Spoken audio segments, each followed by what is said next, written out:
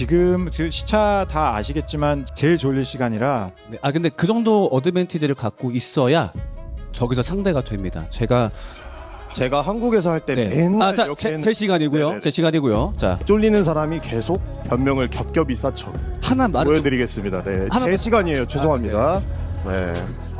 선곡이 무조건 유리한 것 같은데 하세요. 어떻게 양보하실 생각 있습니까? 하세요. 네.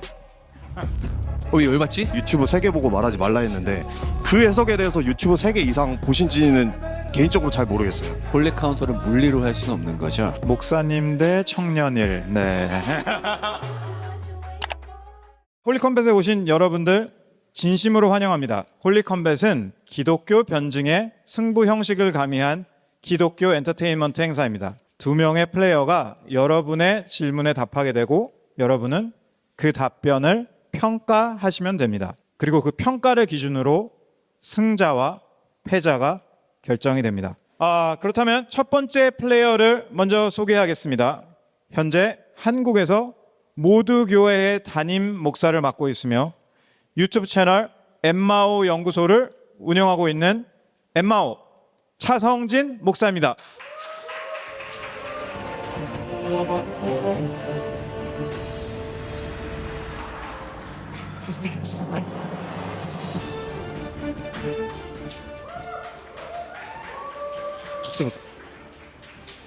그리고 그에 맞서는 상대 유튜브 채널 다마스커스 TV를 운영하고 있으며 뉴 프론티어 교회 지체이기도 한 담에색 오성민 형제입니다.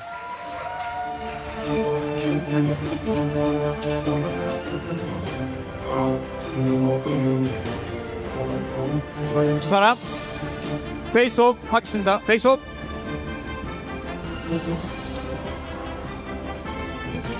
네, 자리에 앉아주시고요. 네.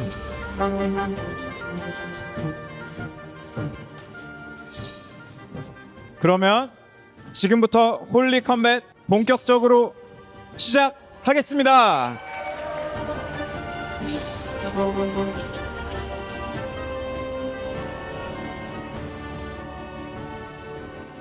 시작하기에 앞서서 저희가 간략하게 또 저희 참가자분들 좀 인터뷰를 해보겠습니다. 먼저 이쪽에 계신 엠마오 연구소 차성진 목사님, 엠마오님. 네.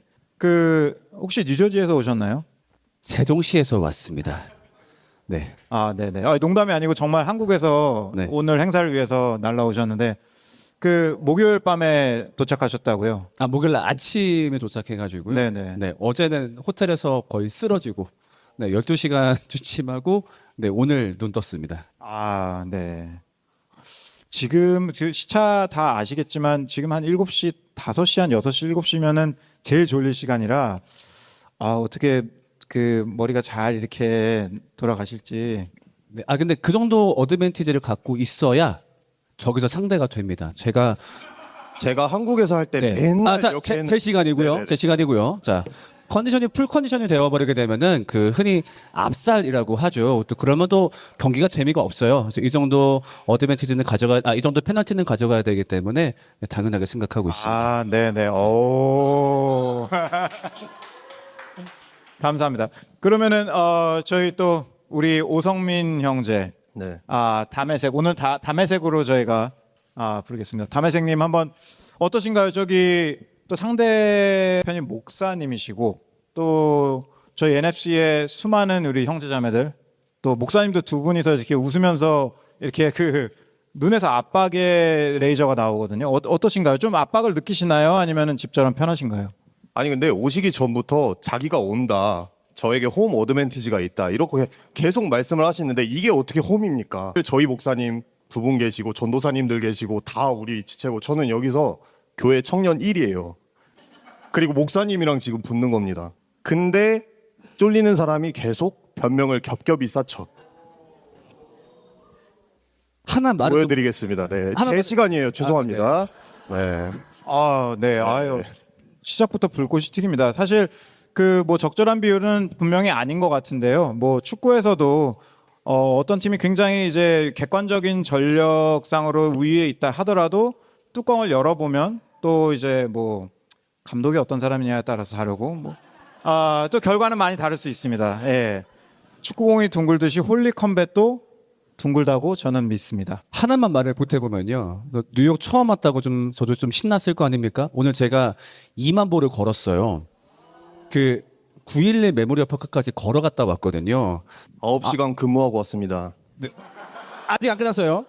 아마 지금 저 검사해보면은 마리화나 무조건 약 나올 것 같거든요. 엄청 맡아가지고 지금 제정신이 아니에요. 제가 그런 상태에 여러분 아시겠지만 저 양반의 직업은 약사거든요. 충분히 저는 이완제를 흡입한 상태지만 여기는 각성제를 빨고 왔을 수가 있어요. 저는 도핑을 여기에 했다 이거죠.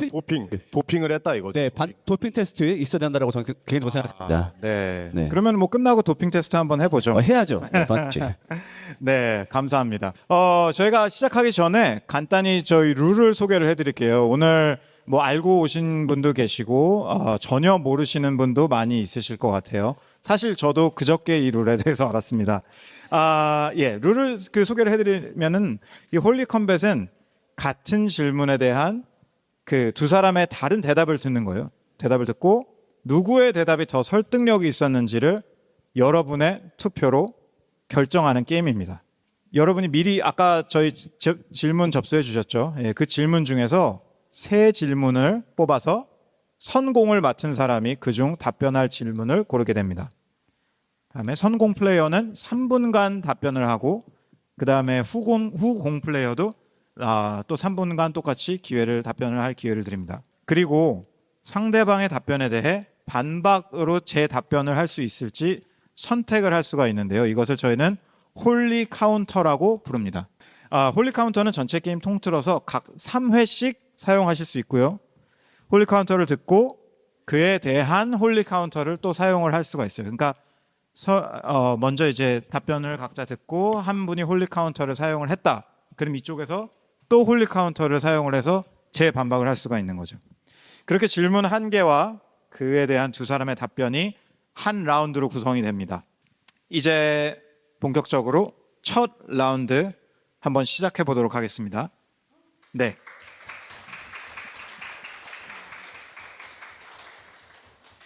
그 선공을 누가 하느냐 굉장히 중요하잖아요. 그래서 선공을 먼저 하시고 싶은 분이 있으실까요?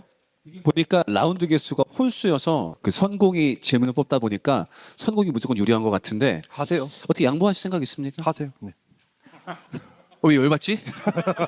네, 그럼 받겠습니다. 네. 네네네. 자, 그러면은 질문을 세 가지 뽑아주시고 그 중에서 한 가지 질문을 선택하시게 됩니다. 어떤 질문을 사실 쓰셨는지 저희가 알 수가 없으니까 굉장히 지금 애드리브로 머리가 굉장히 빨리 돌아가고 있는 것 같으세요. 지금 아까 그 마리화나 냄새. 아니 이거 안 할 건데 읽을게요. 월드컵 배팅도 죄일까요? 월드컵 왜 어디 했는데 왜? 네. 결정. 네, 요구하겠습니다. 네네. 자, 첫 번째 질문입니다. 낙태, 시험관 아기 시술, 대리모 등에 대해 크리스찬으로 어떻게 바라보면 좋을까요? 처음 질문부터 굉장히 세네요. 네. 자, 그러면은 선공 먼저 3분 시작합니다. 네, 결국 우리가 현대 사회에서 어떤 행동을 해도 되냐 안 되냐를 고민할 때 우리에게 기준이 되는 것은 세 계명입니다. 예수님이 주신 세 계명은 이것이죠. 하나님을 사랑하고 이웃을 사랑하는 것. 저 반대로 말하자면은 우리가 하지 말아야 될 것은 하나님 사랑에 반하는가, 이웃 사랑에 반하는가. 그것이 우리가 어떤 행동 여부를 결정하는 기준이 돼야 될 겁니다. 자, 그런데 지금 얘기했던 생명윤리 문제들 같은 경우에는 참 쉽지 않은 경우가 많아요. 세 개를 좀 각각 나누어서 한번 얘기를 해보고자 하는데요. 일단 우리가 적용하고자 하는 원칙은 동일합니다. 그 행동을 했을 때 결국 어떤 이웃에게 피해를 주게 되는가를 봐야 되겠죠. 첫 번째 낙태를 얘기한다라고 한다면은 반드시 우리가 떠올릴 수밖에 없는 것은 그 태아의 생명일 겁니다. 자, 그렇다면 언제부터를 과연 태아라고 보아야 되느냐? 뭐 수정한 순간부터냐, 아니면 몇 개월 이후부터냐? 우리가 그것을 특정할 수는 없겠지만, 그리고 하나님의 계획이기 때문에, 하나님의 계획이기 때문에 함부로 특정할 수는 없겠지만, 어쨌든 뭐 수정 이후부터 사람이 될 가능성이 있기 때문에 그 이후의 낙태를 고민한다라고 하는 것은 분명히 사람에게 이웃사랑에게 해가 될 수 있는 것이기 때문에 엄청난 고민이 필요합니다. 자, 그러면 그냥 안 하면 되지 왜 고민이라고 얘기했느냐? 경우에 따라서 낙태를 하는 것이 본인을 지키는 때인 경우도 있거든요. 예를 들면은 내가 원치 않게 강제로 행해진 그런 어떤 임신이라든가 그런 경우에는 우리가 이웃사랑 구절을 잘 볼 때 중요한 것은 무엇이냐면은 내 이웃을 무엇과 같이 내 몸과 같이 사랑하라. 그 말은 무엇이냐면은 자신을 사랑하는 것 또한 이웃사랑 안에 포함되어 있다는 얘기입니다.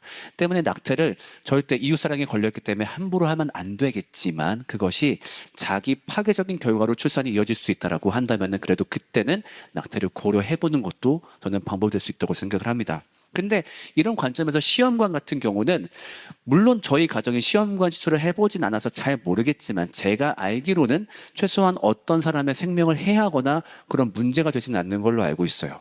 더러는 우리가 조금 복잡한 얘기긴 하지만 나중에 뭐 인간 복제가 가능할 것인가 이제 그런 문제에 또 복잡한 문제가 있는데 제가 알기로 시험관 시술은 이제 그 문제에서도 조금 자유로운 것으로 알고 있고요. 그래서 시험관은 별로 문제가 없지만 이제 대리모 같은 경우는 문제가 되죠. 왜냐하면은 대리모를 통해서 출산했을 때 제가 역시 알기로 임신과 출산 과정에서 모성애가 자연스럽게 발한다고 알고 있어요. 그런데 나중에 출산했을 때 그 사람의 아이가 아니기 때문에 그 아이를 강제적으로 분리시켜야 되죠. 그때 발생하는 아픔은 분명히 이웃사랑에 반한다고 저는 볼 수 있다고 생각합니다. 그래서 각각의 답변을 기준으로, 각각의 경우를 기준으로 우리가 이웃사랑과 또한 자기 사랑들을 잘 고려해서 그 두 가지의 중간점을 잘 찾는 것이 굉장히 중요하다고 저는 생각합니다. 이상입니다. 네, 딱 맞추셨어요. 딱 2분 58초. 예. 답변. 처음부터 시작이 좋은데요. 네. 그러면은 이에 맞서는 우리 담회색 답변 3분 동안 들어보겠습니다. 네, 그렇게 크게 반대되는 의견을 말할 것 같지는 않습니다. 저도 엠마 목사님이 말한 것처럼 사랑의 윤리, 예수님께서 말씀하신 새 계명으로 이 문제를 파악해야 된다는 것에 동의를 하는데요. 근데 사실은 질문하신 분들이 보통은 yes or no를 이렇게 바라실 때가 굉장히 많아요. 그런데 사실 이런 문제 같은 경우에는 특히 생명윤리 그리고 지금 떠오르고 있는 뭐 인간 강화라든지 아니면 크리스퍼 가위 이런 것도 포함해서 전부 다 yes or no로 말하기는 조금 어려운 상황이 있을 것 같아요.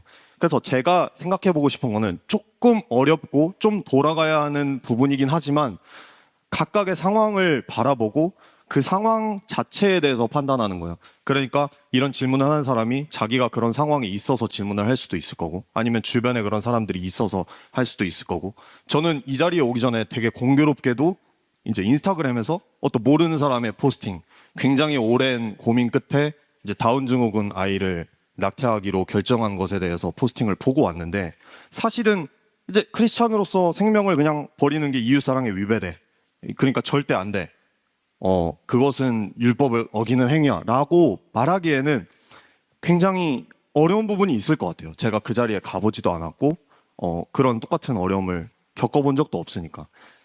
그래서 사실 대부분은 동의를 하지만 저희가 좀 더 어려운 길을 선택해야 된다고 생각을 합니다. 각각의 자리에서 정말 무엇이 특히 크리스찬이 고민을 한다면은 무엇이 정말 하나님의 뜻일까를 정말 깊이 고민해봐야 된다고 생각을 해요. 근데 사실 낙태, 시험관, 대리모 이 세 개 중에 사실 대리모에 대해서는 제가 크게 고민을 해본 적이 없어서 모르겠지만 낙태, 시험관 두 개를 완전히 놓고 yes or no로 얘기하기엔 좀 어려운 게 있어요. 왜냐하면 시험관 아기에서도 제가 알기로 버려지는 배아들이 많이 있는 걸로 알고 있는데 그렇게 치면은 수정되는 순간에 그게 인간이 될 가능성이 있다라고 한다면 사실 낙태와 대리모의 차이는 이게 배 안에서 우리가 보기에 어느 정도 인간처럼 보이냐 아니면은 그냥 아직 세포 덩어리에 불과하냐 그냥 심미적인 관점밖에 없는 거거든요. 근데 사실 같은 기준을 적용을 했을 때 두 개는 사실 동일한 거나 마찬가지라고 보여서 이게 굉장히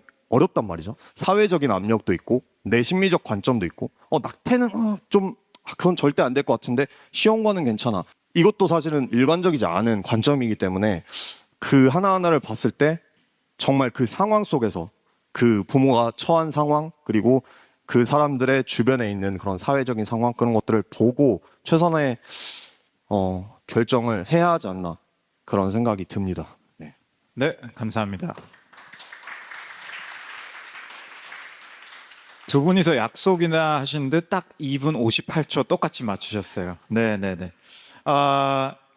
이렇게 그 선공 후공 답변들 3분씩 들어봤고요. 홀리 카운터 사용하시겠습니까? 네, 사용하겠습니다. 네, 홀리 카운터 다시 말씀드리지만 3개 가지고 있고요. 이제 엠마오님은 요거는 하나 쓰셔서 2개 이제 남았습니다. 네, 홀리 카운터는 2분 동안 답변을 하시면 됩니다. 네, 자 홀리 카운터 2분 답변 기회 드리겠습니다. 네, 사실은 반박 답변은 아니고요. 너무 중요한 얘기 아까 빼먹어서 보충 답변을 하려고 합니다. 이 문제를 고민할 때에는 반드시 교회가 교회의 기능을 같이 한다는 것을 전제로 이걸 생각을 해야 됩니다. 무슨 말이냐면 가끔은 교회가 이것이 옳고 그르냐 거기에 대한 기준선을 제시하는 것만 교회의 역할이라고 착각할 때가 많아요. 근데 성경에 기록되어 있는 교회의 모습은 절대 그렇지 않습니다. 저 문제를 교회가 같이 고민해 줘야 돼요. 자, 예를 들면 아까 말씀하셨던 다운 증후군 낙태 얘기를 한번 해볼게요. 저는 교회는요 일단 낙태를 해서는 안 된다라고 얘기해야 된다라고 생각해요. 그런 것 때문에 사람의 목숨을 앗아간다라고 한다면은 사람을 보는 가치관이 어떻게 되겠느냐. 장애라는 것이 존재하지 않을 수 없는 세상에서 장애인들이 목숨도 가지지 않아야 될 존재로 바라보게 된다면 우리가 얼마나 각박해지겠고 그것이 그리스도인다운 모습이라고 볼 수 있겠느냐라고 말을 하면서 동시에 그럼 그래서 낳는다면 교회가 그걸 어떻게 도와줄 것인지 그것까지 함께 얘기해야 된다고 생각을 해요. 네, 이것이 바로 교회 역할이고 크리스찬의 모습입니다. 옳고 그름에 대해서 원리도 제공해 줘야 되겠죠. 하지만 그 옳고 그름을 택한 후에 감당할 문제에 대해서 교회가 함께 고민해 주어야 돼요. 실제로 제가 아는 교회는 그 모습들을 함께 했습니다. 장애아를 낳게 되고 그 낳는 결정을 하게 돼서 교회에서 자발적으로 10가정이 모였습니다. 그래서 10가정이 그 가정의 아이가 20살이 될 때까지 후원금을 약정하고서 그 후원금을 제공해주고 있거든요. 근데 그런 최소한의 기능을 함께 한다는 전제 하에서 우리가 이 답변을 해야 된다고 생각을 해요. 가끔은 우리의 모습이 너무 잔인할 때가 있어요. 그거 오라. 그거 안 돼. 이거 어겼어? 너 왜 그래? 네, 이것은 절대 교회의 모습이 아닙니다. 로마서에 나와 있죠. 우는 자와 함께 울고 웃는 자와 함께 웃는 것. 그것이 바로 교회 공동체의 기능이고 그 교회 공동체가 있을 때 우리는 하나님의 나라를 온전히 누릴 수 있습니다. 이상입니다. 네. 감사합니다. 요번 홀리 카운터에 대해서 혹시 홀리 카운터 사용하시겠습니까? 쓰지 않겠습니다. 네. 쓰지 않으시면 요것으로 이제 1라운드 대결이 종료가 되는데요. 이렇게 되면은 이제 점수 투표를 하게 됩니다. 저희 아까 말씀드린 것처럼 QR 코드, 네, 여기 지금 핸드폰으로 스캔해 주시고요. 네, 제 얼굴은 찍지 마시고요. QR 코드만 찍어 주시고요. 네. 네. QR 코드, 지금 첫 1라운드 지금 약간 잘 익숙하지 않으신 분들을 위해서 1라운드는 2분 투표 드리겠습니다. 2분 시간 드릴 테니까 투표해 주시면 되겠습니다. 지금 2분 시작됩니다. 네, 지금 투표하시는 동안 저희 한 1분 10초 정도 더 남았고요. 1라운드 처음 질문부터 조금 무거운 질문이 나왔네요. 어떠셨나요? 사실은 좀 답변하면서 계속 좀 울컥하면 좀 참았어요. 왜냐면은 아까 성민 형제가 이제 그 다운 증후군 낙태 얘기했을 때 사실 저희 가정에서도 일어날 법했던 일이었어요. 그러니까 셋째를 이제 뱃속에 두고서 첫 번째 검사를 했는데 다운 증후군 위험군으로 나왔던 거예요. 근데 이제 그 순간에 저도 그 고민을 하는 저를 발견했거든요. 그러니까 나중에 아이를 낳고 아이한테 너무 미안한 거예요. 그러니까 다행히 건강하게 태어났지만. 그래서 최소한 느꼈던 건 누군가가 나중에 그런 선택을 했을 때 최소한 나라는 사람은 무조건적으로 비난은 못하겠구나. 좀 그런 경험이 있었던? 네, 그런 게 있었네요. 어떠셨나요? 저는 뭐 거의 다 동의를 해가지고 근데 투표에 영향을 미칠 것 같은 추가 보충 설명 이었던 것 같아요.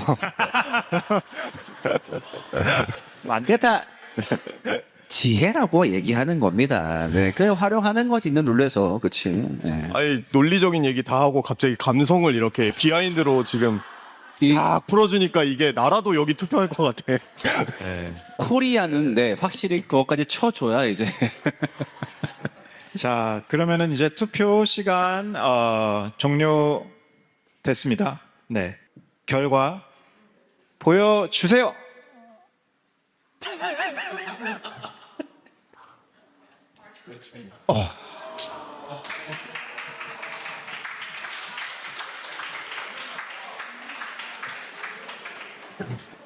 지금 잘 못 보셨겠지만 83 네 17입니다. 네.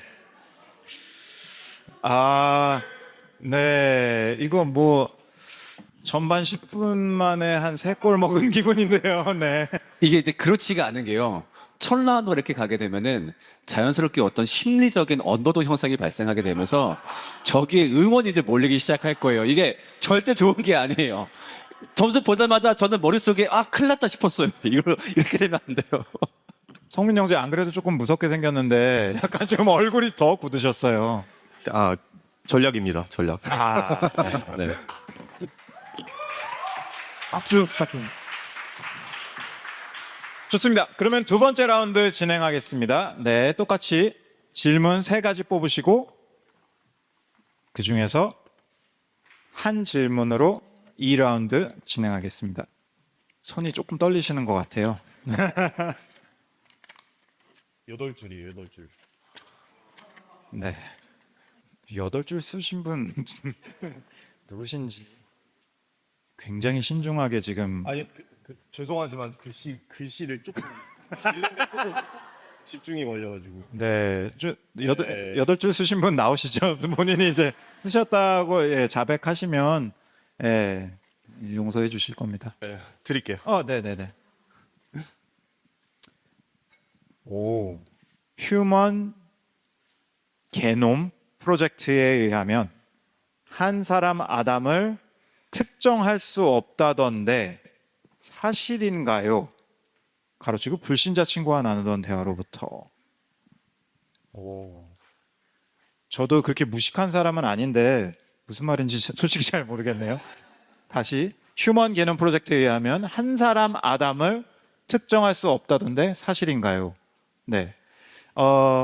저는 이게 무슨 내용인지 잘 모르겠으니까 저기 담회색님께 설명과 답변을 부탁드리겠습니다. 자, 3분 답변 시작합니다. 네, 휴먼 게놈 프로젝트가 뭔지 말씀을 드리면 유전자 지도를 그린 프로젝트예요. 10년 이상 진행이 됐고 프랜시스 콜린스라고 이 NIH 이 원장이었던, 그러니까 이 미국의 최고 의학 지도자였던 분께서 이제 진행을 했던 그런 프로젝트였어요.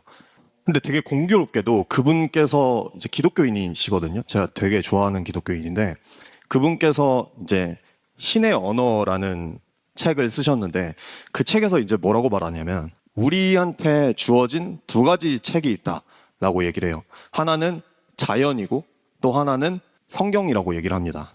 그런데 우리가 볼 때 이제 성경과 자연, 이 과학의 어떤 발전 같은 것들이 굉장히 부딪히는 것처럼 보일 때가 많아요. 그래서 우리 신앙을 버려야 되나?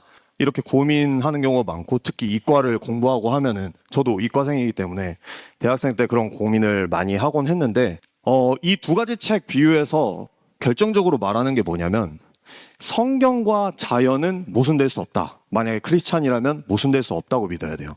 왜냐하면 자연은 하나님이 만든 하나의 책이고 성경도 하나님이 주신 계시니까.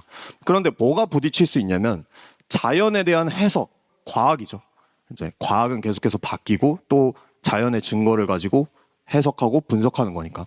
그거랑 부딪힐 수 있는 거는 신학이에요, 사실은. 성경 해석, 성경 자체가 아닌 성경에 대한 해석. 한 사람의 아담, 그리고 뭐 아담을 한 명 특정할 수 없다, 이런 거는 사실 창조론에 대한 이런 이야기들이고 뭐 많은 이야기들이 있습니다. 이제 6,000년 동안 창조를 했다는 가장 보수적인 입장부터 긴 연대에 걸쳐서 창조했다는 이야기도 있고 수만 명의 그런 과학적 결과 첫 인류 중에서 아담이 선택되었다는 결과도 있고 그리고 더 급진적으로는 아담의 이야기 자체가 이제 비유였다라는 그런 신학까지도 사실은 이런 복음주의권 안에서 신학자들이 논하고 있는 것들이에요. 그래서 사실은 이런 문제를 접했을 때 제가 그 해석 하나하나를 지금 다 얘기할 수는 없지만 일단 우리의 신앙이 흔들리는 거 아니야? 이게 사실이라면 우리의 신앙은 가짜인 거 아니야? 이렇게 겁먹을 필요는 없을 것 같아요. 왜냐하면은 성경 해석은 수정될 수 있습니다. 물론 그 중간중간에 많은 토론과 많은 어려움이 있겠지만 어쨌든 성경 해석은 2000년간 계속 발전해왔고 신학자들이 계속 하는 일이니까. 그런데 우리가 만약에 성경 자체는 틀릴 수 없고 하나님께서 계시해 주신 것이 옳다라는 생각이 있다면은 과학이 발전함에 따라 성경 해석이 계속해서 그 성경 그 과학 해석과 계속 대화해 보면서 발전해 나갈 수 있고 또 고민해 볼 수 있는 거예요. 그렇기 때문에 불신자와의 대화 중에 이런 얘기를 들었다고 해서 신앙의 위기로 느낄 필요는 없겠다 이런 말씀을 드립니다. 네. 네. 답변 잘 들었습니다. 네. 이에 맞서는 우리 엠마오님의 답변 3분 시작합니다. 사실 이 질문이 제가 아까 뺐던 질문 중에 하나였어요. 셋 중에 계속 고민했다가. 왜냐면 이건 좀 제가 힘들어하는 질문이긴 해요. 자, 우리가 창세기 특히 1장, 2장을 봤을 때 그 장르를 이해해야 되는데 창세기 1장, 2장은 쉽게 설명해서 시예요, 시. 시의 특징이 뭡니까? 어떤 은유와 비유가 많이 사용되어서 어디까지가 팩트고 어디까지가 비유인지 알기가 어려워요. 자, 예를 들면 오늘날 너를 내 눈에 넣어도 아프지 않아. 그것은 아마 과학적 사실이 아닐 가능성이 클 것이고 근데 과학적 사실일 수도 있을 거예요. 누군지는 안 아플 수도 있겠죠. 이걸 분간하기가 진짜 쉽지가 않아요. 그래서 굳이 이 파트는요. 안 싸워도 되는 파트예요. 저 지구는 무조건 유기창조 되었을 거야. 굳이 고집 안 해도 괜찮아요. 그러니까 거기에 가장 큰 취지인 하나님이 창조하셨다 이것만 지킨다면 지구가 진짜 유기창조 되었을 거야. 아니야 나는 이 일을 지금 관점에서 조금 더 넓은 관점에서 봐도 된다고 생각을 해. 이 두 가지 관점은 교회에서 공존해도 괜찮아요. 나는 모든 만물들이 한 번에 뿅 지금 모양대로 창조되었다고 믿을래. 나는 진화의 과정도 있었을 거라 생각을 해. 여기에 표현되진 않았지만 역시 두 가지 문제 모두 교회에서 공존할 수 있는 주장이라고 생각을 해요. 자, 그런데 이 문제 조금 다른 것 같아요. 지금 과학의 발견으로 태초의 인류가 우리가 흔히 알고 있듯이 아담 한 사람에서 시작한 것이 아니라 모든 인류의 공통된 단 하나의 조상을 특정하기가 어렵다고 많은 과학자들이 얘기하고 있는 걸로 알고 있어요. 근데 이것이 만약에 맞다라고 한다면은 기독교의 중요한 축 하나가 좀 무너지는 게 있어요. 그것이 바로 뭐죠? 원죄론. 자, 로마서 5장 12절에 이렇게 말합니다. 그러므로 한 사람으로 말미암아 죄가 세상에 들어왔다. 그 한 사람이 바로 아담. 그리고 그 아담이 인류의 대표성을 띠기 때문에 그 이후로 우리는 오늘날까지 원죄로 인한 죄성을 가지게 된 거죠. 근데 만약에 태초에 아담 말고도 다른 인류도 있었다라고 한다면은 자연스럽게 그럼 아담이 아니라 그때 존재했던 다른 인류 그리고 그 인류의 후손들은 원죄 적용을 안 받겠네? 이걸 오늘날로 얘기하자면 누군가는 예수의 속죄가 필요 없겠네? 이게 돼버리다 보니까 물론 어떤 분들은 어떤 신학자분들은 이거를 다 융합해서 설명하기도 하지만 죄송하지만 제가 들었을 때 그렇게 설득력 있는 답안은 없었던 것 같아요. 그래서 저 또한 조금은 고집스럽게 나는 그래도 한 사람의 아담이 있었다고 믿고 싶어 이렇게 얘기하는 쪽이에요. 그러니까 내가 믿고 싶다고 그렇다고 함부로 과학을 부정해버리면 안 돼요. 창조과학이 왜 욕을 먹습니까? 무리하게 부정해버리죠. 진화론 다 가짜임, 다 부정당했음, 유튜브 영상 3개 보고서 그런 말을 한단 말이에요. 그렇게 하면 안 돼요. 그 과학적 발견은 지금까지 인정하지만 그래도 과학이라는 건 언제든 뒤집힐 수 있다 보니까 그래서 뭔가 좀 언젠가 다른 결과가 나올 수도 있지 않을까. 내가 함부로 말은 못하겠지만 어쨌든 일단 나는 한 사람의 아담이 존재했다고 믿고 있어. 그래서 그런 걸 전제하고서 난 믿고 있다 보니까 네가 네, 봤을 때 여기까지 듣겠습니다. 네. 굉장히 유려하게 이제 또 그 눈가가 촉촉해지실 것 같아서 어떻게 홀리 카운터 사용하시겠습니까? 사용하겠습니다. 네. 초반부터 날선 네, 이제 남은 홀리 카운터 2개씩 있고요. 네. 그러면은 2분 동안 답변 반박 드릴 기회 시작합니다. 네, 전체적인 논지에는 동의를 해요. 그리고 저 또한 역사적 아담이 있었다라고 생각을 하고 그런데 이 답변에 있어서 저는 일관성을 발견할 수가 없어요. 그러니까 과학의 발전에 있어서 우리가 그것과 대화해서 맞춰 나가야 된다. 이런 취지의 얘기는 좋은데 이제 목사님이라서 할 수 있는 그런 어떤 한계의 말들이 있습니다. 안전한 얘기를 하는 거죠. 그러니까 좋은 게 좋은 거다. 이렇게 얘기하는 사람도 좋고 이렇게 얘기하는 사람도 좋고. 그런데요. 정말로 과학을 공부하는 그런 크리스찬들 그리고 교회에서 그런 고민을 꺼내놓지 못하는 사람들. 그 사실은 이과가 그래서 저는 많이 없다고 생각하거든요. 교회에서. 그게 이과들이 교만하고 그래서 그런 게 아니라 고민을 꺼내놓고 이 고민에 공감해주는 사람을 찾기가 굉장히 어려워서 그런 거예요. 그런 사람들이랑 만나서 정말 깊게 들어가서 이 해석은 어때? 이 해석은 어때? 이렇게 정말 신학자들의 구약학자들의 책도 찾아보고 그러한 분위기가 형성이 돼야 되는데 이것도 되게 좋은 답변이긴 하지만 그냥 그래 넌 그렇게 생각할 수 있지 정도에서 그냥 끝나는 것 같아요. 제가 여기서 뭐 성경 해석을 다 얘기할 수는 없지만 로마서 5장 12절 원제론 같은 경우에는 굉장히 전략적으로 쓰셨어요. 제가 반박을 하려면 한 시간이 필요하니까. 네, 거기에 대해서도 많은 해석이 있고 로마서 5장 12절은 아담으로부터 죄가 왔고 죄 때문에 사망이 이르렀고 그 다음에 이어지는 말이 있습니다. 이와 같이 모든 사람이 죄를 범하였음에 사망에 이르렀다. 이거는 굉장히 다른 텐션이에요. 우리가 알고 있는 원죄론이랑. 모든 사람이 죄를 지었고 그 모든 사람의 죄의 결과로 이제 사망에 이르게 됐다라는 거예요. 그래서 거기에는 굉장한 텐션이 있고 정말 많은 해석이 있습니다. 제가 생각했을 때 아까 유튜브 3개 보고 말하지 말라 했는데 그 해석에 대해서 유튜브 3개 이상 보신지는 개인적으로 잘 모르겠어요. 그래서 그 부분에 대해서는 그렇게 쉽게 퉁칠 수 있는 문제가 아니다. 여기까지만 말씀드리겠습니다. 네. 잘 들었습니다. 어떻게 홀리 카운터 사용하시겠습니까? 홀리 카운터를 물리로 할 수는 없는 거죠. 네, 사실 겁나 하고 싶은데 벌써 한 개 썼기 때문에 네 참겠습니다. 네. 그러면 2라운드 여기까지 종료하고 다시 점수 투표 2라운드 QR코드 투표 들어가겠습니다. 요번에는 1분 드리겠습니다. 혹시 그 기술적인 문제 있으신 분들 손으로 표해 주시고요. 투표하실 때 또 너무 이렇게 온정주의로 이렇게 갈 그 가능성이 있지 않나. 그 토론 중에 좀 말이 심한 거는 재미로 봐주셨으면 좋겠습니다. 말이 심하셔야죠. 그게 오늘 홀리 컴뱃인데요.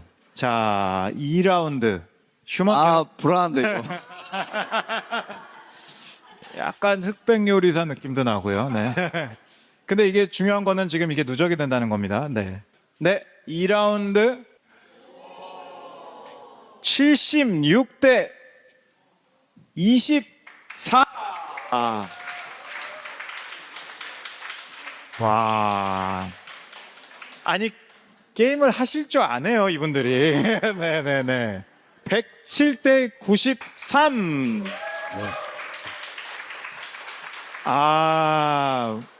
물 2병으로 안 되실 것 같은데요, 지금. 네. 근데 이제 뭔가 어떤 심리적으로 좀 맞아 들어간 느낌이에요. 이제 1대1 이제부터 뭔가 좀 공평해지지 않을까. 네네네네. 전반 15분 현재 지금 3대3 정도 온 것 같습니다. 네. 그러면 다음 라운드로 이제 넘어가겠습니다.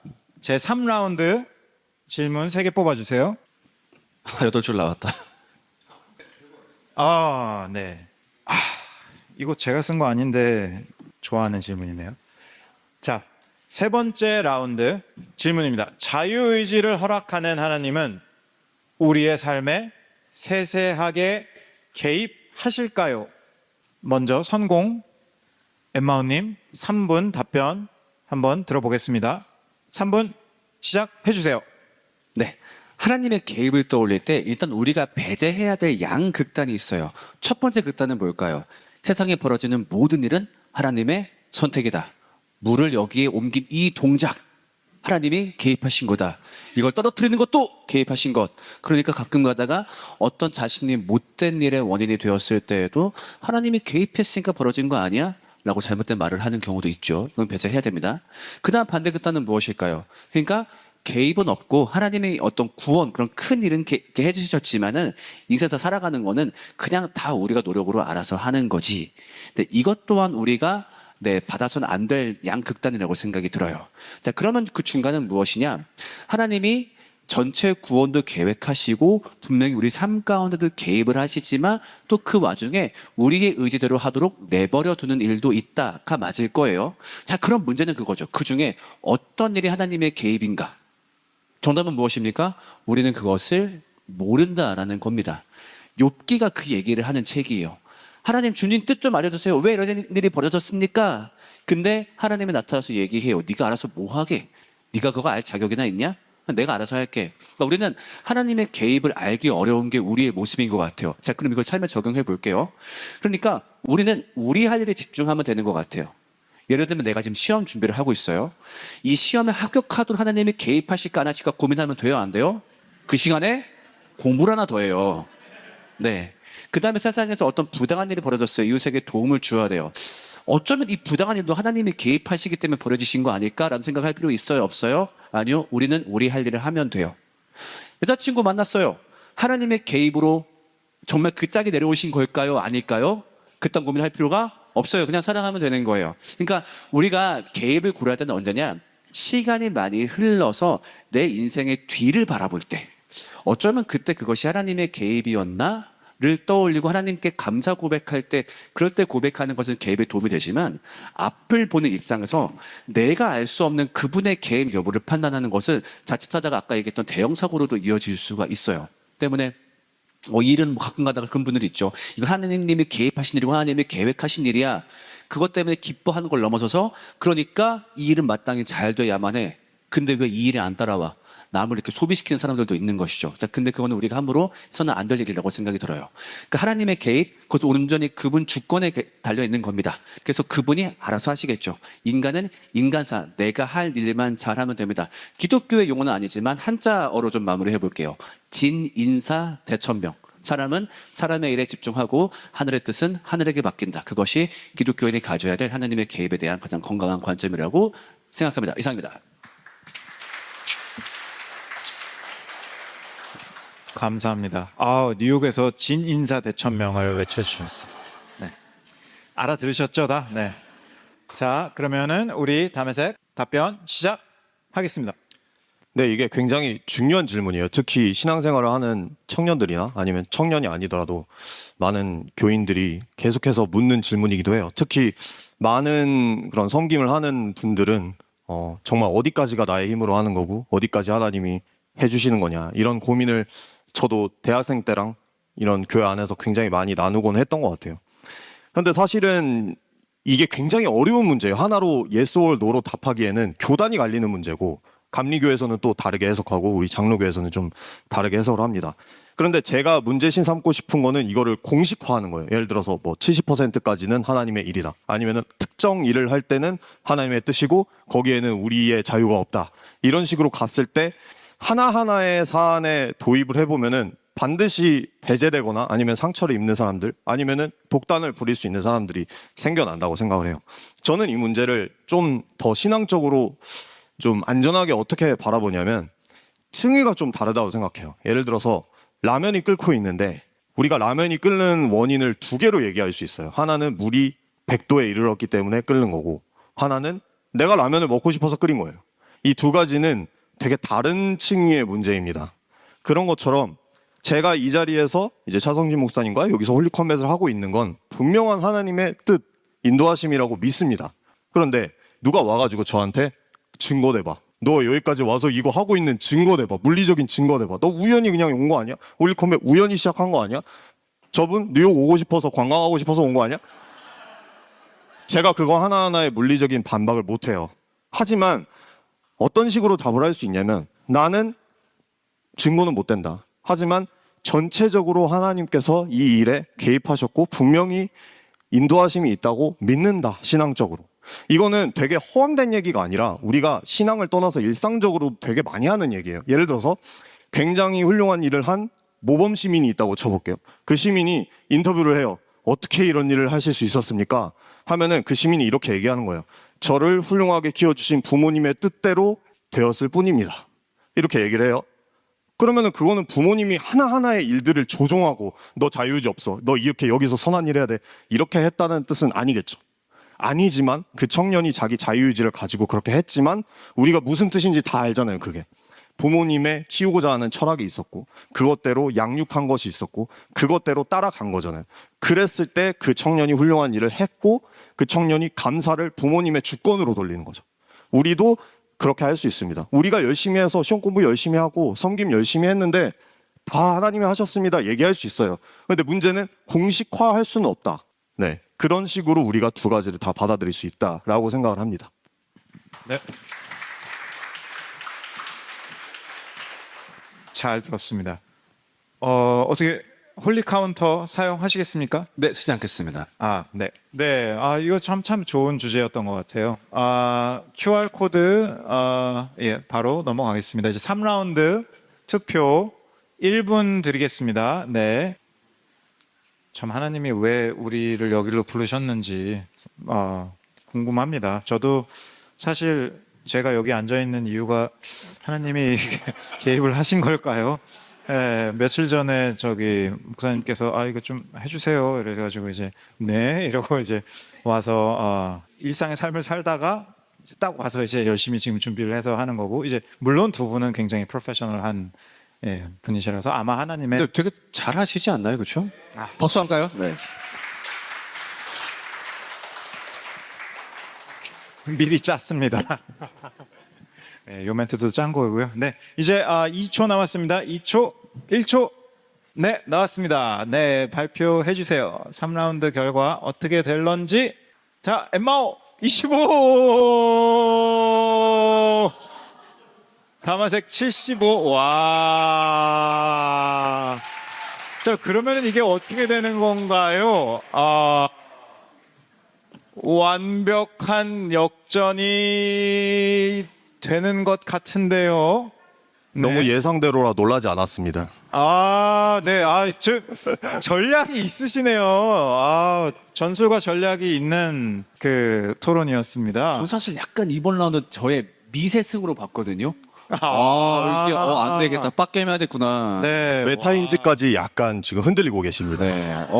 네, 빡게임 하겠습니다. 네. 그래서 지금 최종 점수 132대 168. 여러분 그 얘기 한번 해볼게요. 이게 홀리컴뱃이 뭔가 좀 밝은 분위기의 행사잖아요. 그래서 약간 지고 있더라도 별 느낌 없겠지 생각하시잖아요. 진짜 긁혀요. 점수 낮게 나오면 진짜 이게 올라오고, 네, 진짜 저희의 얼굴 그 색깔이 아마 계속 변할 겁니다. 네. 먼 길 오셨는데 죄송합니다. 그렇죠. 예. 목사님 대 청년일. 네. 그건 너무. 네. 점점 이제 그 열기를 더해 가는데 이제 라운드 4예요. 라운드 4. 저희가 라운드 7까지 있거든요. 네. 중반을 향해서 하이드레이션 브레이크를 거쳐서 지금은 세 가지 질문을 뽑으셨습니다. 네. 8줄 선택되나요? 오, 8줄 선택됩니다. 네네네. 긴 호흡으로 읽어드리겠습니다. 저는 개인적으로 사도 바울을 별로 안 좋아하는 사람이거든요. 어떻게 예수님의 말씀을 전하고 모두를 평등하게 사랑하는 하나님을 믿는 사람들이 고작 사회의 규율이 남성을 중심으로 이루어졌다고 그걸 따르나요? 나서서 그리스도를 믿는 여성들의 인권을 더 챙겨야 하는 것 아닌가요? 라고 퀘스천 마크를 2개나 이렇게 여기 좀 이렇게 힘이 들어갔어요. 네. 저분은 3번 연속으로 지금 뽑히신 거 아니에요, 그렇죠? 저 정도면 진짜 하나님의 개입이 맞는 것 같습니다. 네. 그렇습니다. 사도 바울을 별로 안 좋아하시는 분. 바울은 과연 여성에게 바울은 과연 여성 차별주의자였는가? 이렇게 해볼까요? 네. 바울은 과연 여성 차별주의자였는가? 역시 목사님. 네. 깔끔합니다. 3분 답변 시작합니다. 네, 일단은 질문이 저거니까 바울이 여성 차별주의자라고 생각을 안 합니다. 너무 안전한 답변이라고 생각이 들 수도 있겠지만은 그렇게 보일 수 있다라는 거는 너무 인정을 합니다. 왜냐하면은 현대의 눈으로 봤을 때 여자는 교회에서 잠잠하라라든지 아니면은 뭐 여러 가지가 있을 수 있죠. 예를 들어서 뭐 아내는 남편에게 복종하라 이러한 구절들을 봤을 때 현대의 인권 감수성에서 여성 차별주의자 아니야? 라는 생각을 할 수 있어요. 충분히 할 수 있고 그래서 뽑았습니다. 이런 게 교회에서 많이 논의가 돼야 된다 생각해서 쉬쉬하지 말고. 근데 사실 바울 같은 경우에는 살던 시대가 1세기 로마에 살던 사람이에요. 그래서 그 한계에 갇혀 있다라는 말이 아니라 제가 읽는 바울은 그 한계 안에서 할 수 있는 최선을 다해서 인권을 증진시켰던 사람입니다. 그 근거는 그리스도의 자세에 있겠죠. 그리스도와 이제 바울이 가르쳤던 게 좀 다르다라는 어떤 신학적 견해가 있는데 저는 동의하지 않고요. 바울은 그리스도의 자세를 따라서 이제 인권 같은 것에도 많은 기여를 했다라고 생각합니다. 몇 가지 근거가 있는데 예를 들어 바울의 가장 가까웠던 동역자로 브리스길라와 아굴라가 있습니다. 근데 브리스길라가 아내거든요. 그래서 고대 시대에는 아내의 이름이 두 쌍에서 먼저 나오는 거는 많이 있던 일이 아닙니다. 그런데 바울은 무조건 브리스길라와 아굴라라고 얘기를 하고 심지어 브리스길라가 그 1세기 당시 초대교회에서 굉장히 높은 지도자였던 아볼로를 성경을 가르쳐줬다고까지 얘기를 합니다. 이제 여성은 교회에서 뭐 잠잠하고 뭐 예언을 할 때 두건을 쓰고 해라. 사실은 그 시대상에서는 여성이 예언을 한다라는 것 자체가 파격적인 거였어요. 그러니까 우리가 조선시대만 생각해봐도 조선시대가 500년 전인데 지금 우리는 2000년 전 얘기를 하고 있는 거거든요. 또 로마서를 전달한 사람 중에 이제 베베라는 사람이 있습니다. 베베는 이제 분명히 여성이었고 바울은 로마서라는 그 복음의 정수를 전달하는 그 전달자. 그 당시에는 그 종이를 그냥 종이가 파피루스라서 엄청나게 이렇게 크거든요. 그거를 가서 교회에서 낭독해 주는 거였어요. 그 낭독의 로마서 낭독 첫 낭독의 역할을 여성 동역자한테 맡긴 사람입니다. 뭐 하나하나 얘기하자면 끝이 없는데 여성이 이제 아내가 남편에게 복종하라고 하죠. 근데 남편은 그리스도가 한 것 같이 아내를 사랑하라고 합니다. 그 죽으라는 거거든요. 아내를 위해서. 그리스도가 교회를 위해 한 것처럼 남편이 아내를 사랑하라. 사실은 피차 복종하라는 말이 그 컨텍스트 어간에 있어요. 그 어간에서 더 세세하게 얘기를 한 게 그 나눔입니다. 그렇기 때문에 서로 복종하라는 뜻이고 결정적으로는 갈라디아에서 해서 남자나 여자나 종이나 자유인이나 헬라인이나 유대인이나 하나님 안에서 그리스도 안에서 모두가 하나다라는 최초의 인권 선언을 한 게 바울이었다. 이렇게 말씀드리고 거기까지 싶습니다. 듣겠습니다. 네, 감사합니다. 자, 해마우님 3분 시작하겠습니다. 네, 아마 비슷한 취지의 답변을 하게 될 것 같습니다. 저희 아버지 얘기를 한번 해보겠습니다. 저희 아버지는 정말로 저희 어머니를 사랑하셨던 분입니다. 그 증거 중에 하나가 저희 아버지는 저희 어머니를 단 한 번도 때리지 않았습니다. 그게 뭐야? 당연한 거지, 그렇죠? 근데요, 제가 태어날 1980년대에는요, 그게 대단한 거였어요. 왜냐면 그 시기 한국의 배경으로 얘기해 보자면은 그 시기에 남편이 아내를 안 때리는 가정을 찾기가 굉장히 힘들었습니다. 저도 입에 별로 담고 싶지 않은 말이지만 그런 거 있어요. 여자와 북어는 3일에 한 번씩 패야 된다. 그래야 잘 길들여진다. 그런 말을 공공연하게 하던 그런 시기였어요. 그런 가운데서 단 한 번도 저희 어머니에게 손을 대지 않았다라고 하는 것은 분명히 저희 아버지는 남다른 마음가짐이 있었다라고 보는 게 맞아요. 자, 우리가 바울을 보면서 아쉬움을 느끼는 건 당연합니다. 왜냐하면 우리는 오늘날 현대적 시각을 갖고 있기 때문이겠죠. 그러니까 이만큼 더 해줘야 되는 거 아니야?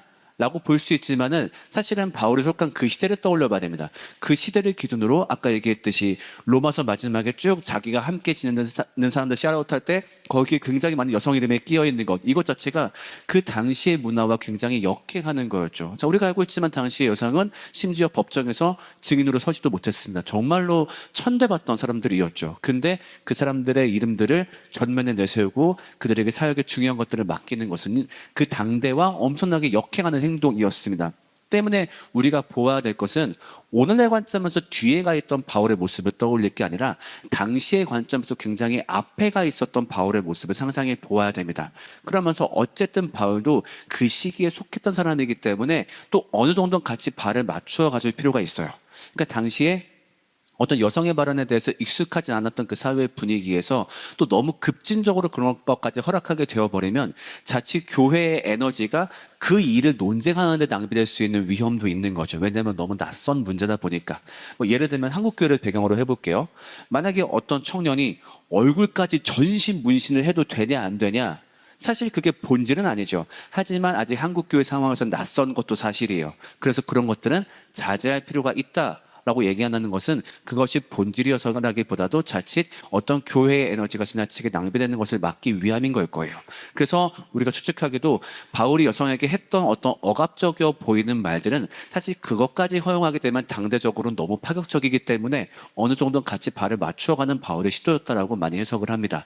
결과적으로 우리가 주목해야 될 것은 당대 관점에 대해서 바울이 얼마나 앞서 있었나 때문에 우리가 오늘날 관점에도 적용해 본다면은 여성뿐만 아니라 오늘날 현대사회에서 천대받는 사람들에 대해서 우리가 어떻게 대해야 될지 사회 분위기를 역행해서 이웃을 사랑하는 것이 우리의 몫이라고 바울은 얘기해주고 있다고 생각합니다.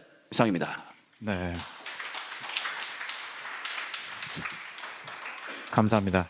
답변 잘 들었고요. 어떻게 홀리 카운터 사용하시겠습니까? 쓰지 않겠습니다. 네, 쓰지 않으시는 걸로 해서 이번 라운드 마무리 되겠습니다.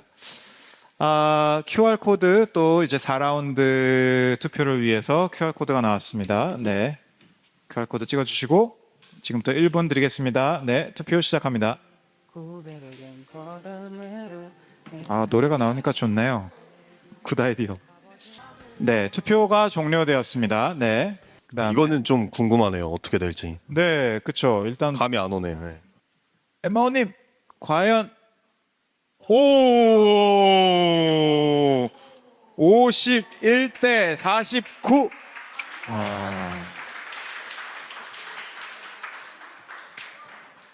찰진 비유로 승리를 가져갑니다. 네, 이 정도면 그리고- 거의 한두 분 차이였던 것 같아요. 투표가. 그렇죠, 그렇죠. 제가 저분의 패턴을 알았어요. 저분이 큰 점수를 먼저 쓰시네 보니까. 이제 알았어요.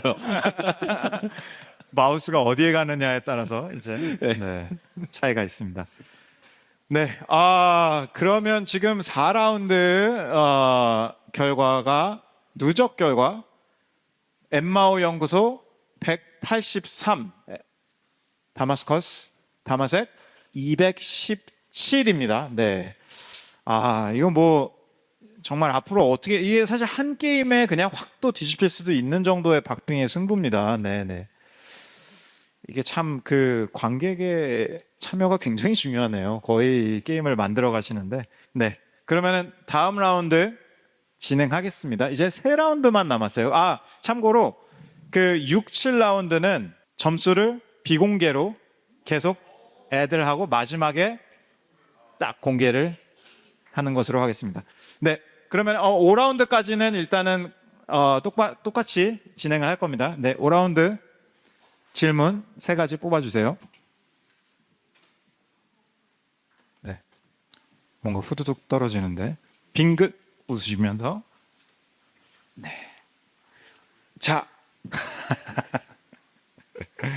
짧은 시간 안에 다수나 모르는 사람에게 복음을 전할 기회가 생겼다면 어떻게 접근하실까요? 사형리 싫어하시는 것 같아서. 네. 짧은 시간 안에 어떻게 복음을 전할까요? 네.